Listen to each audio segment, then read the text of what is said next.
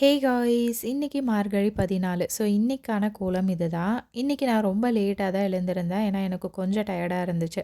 So ஒரு 5:15 போல தான் எழுந்திருந்தேன். அதுக்கப்புறமா கடகடன்னு எல்லா வேலையும் முடிச்சுட்டு, குளிச்சு ரெடியாகி வந்து வெளியில வாசல்ல கோலம் போட்டுட்டு, விளக்கேத்திட்டு வீட்டு வழியா விளக்கேத்தி நல்லபடியா சாமி கும்பிட்டு முடிச்சாச்சு. அதுக்கப்புறம் கொஞ்ச நேரம் ரெஸ்ட் எடுத்துட்டு சமைக்க ஸ்டார்ட் பண்ணிட்டேன். ஸோ என்ன சமைச்சிருந்தேன்னா, சவ் போட்டு சாம்பாரும், உருளைக்கிழங்கு மசாலாவும் தான் ரெடி பண்ணியிருந்தேன். ஸோ அத வந்து பேக் பண்ணி தமிழுக்கு லஞ்சுக்கு குடுத்து விட்டாச்சு. ஸோ அவங்க ஆஃபீஸ் கிளம்புனதுக்கப்புறமா ஒரு 9:30 போல நானும் சஷ்வி குட்டியும் என்னுடைய அப்பா, அம்மா வீட்டுக்கு கிளம்பிட்டோம். ஏன்னா இன்னைக்கு அப்பாவுக்கு லீவு. ஸோ அவர் வீட்ல இருந்தா சஷ்வி குட்டி அவர் கூட ரொம்ப நேரம் விளையாடுவாங்க. ஸோ நாங்க 2 பேரும் கிளம்பி ரெடியா இருந்தோம். அப்பா வந்து எங்கள கூட்டிட்டு போக வந்திருந்தாரு.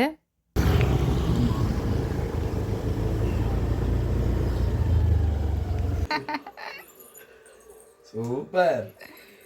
வா அந்த கண்ணாடியிலையும் போய் பார்க்க அந்த கண்ணாடியிலையும் போய் பார்க்கணுமா?